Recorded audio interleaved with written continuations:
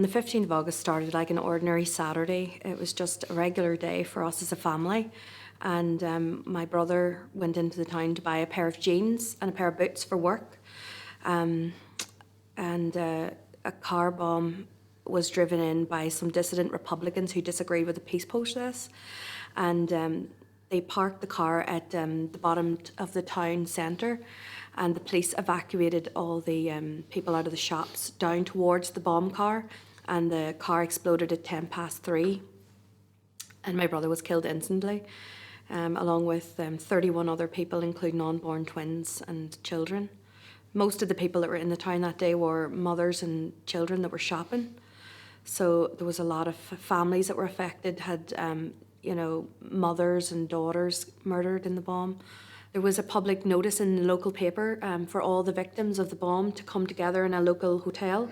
And we went to the hotel, and Dad was voted in as the first chair of the group.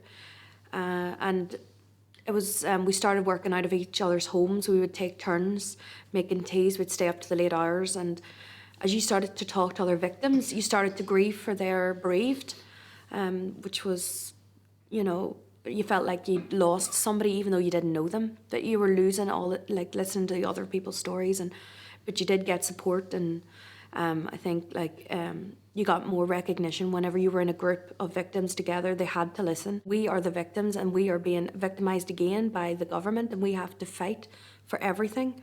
It's like you just think you're fighting the terrorists, and now you have to fight the government to get the truth.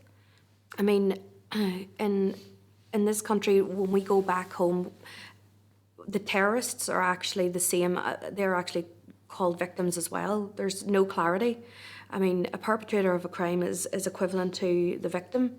So that's the frustrating component for us, whereas you have the defined line in this country, which is something that we're fighting for, is for a global kind of definition of what a victim is. And the foundation does a lot of good work with providing support, social support and psychological support.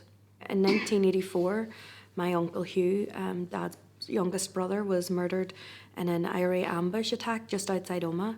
He'd worked for the security forces as part-time UDR officer, and he'd actually, it's not the done thing for a Catholic to be working in the UDR, and he had got a lot of threats, and his mother had been sent mass cards and death threats that if he didn't leave. So he left the UDR, but it was a year after that he'd left that he was murdered, and it had a big effect on our family. It was horrendous.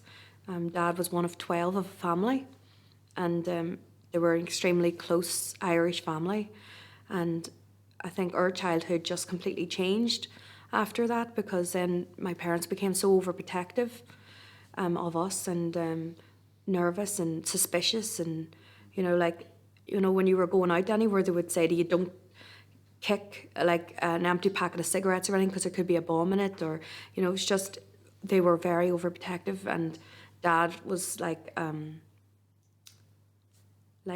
very kind of jolly, laughable sort of character, and that changed after his brother died. I take a lot of strength from other people's courage, and it's so important for us to unite together, because the terrorists unite together to share experiences and techniques, and that would be a strength of theirs. So I feel that it's important that we take strength and courage from each other to stand up, and we can see best practice and what works well here and what works well in my country, and try and get what's best for everybody. The message to the young people are to listen and read and learn. I think it's important. They might be kind of manipulated by a certain narrative of what history is telling them. And I think it's important that they kind of broaden their mind, because they're easy targets, and especially for recruiting terrorism. And I think it's so important for them to kind of think outside the box, go and do their own research and learn, and don't be spoon-fed by others, because it's not a romantic kind of a lifestyle. It can, terrorism can be looked at as like a sexy kind of thing to be getting involved into, but I mean, it kills people. They have to see the bloody pictures of the deaths and the destruction and the hurt that they cause in families. I mean, that's why it's so important for the victims to tell their stories, and sometimes they're forgotten. And silent victims just, help to make more victims. And it's so important for those that have the strength and courage to stand up to speak and to talk and tell the destruction that's caused because of this terrorism.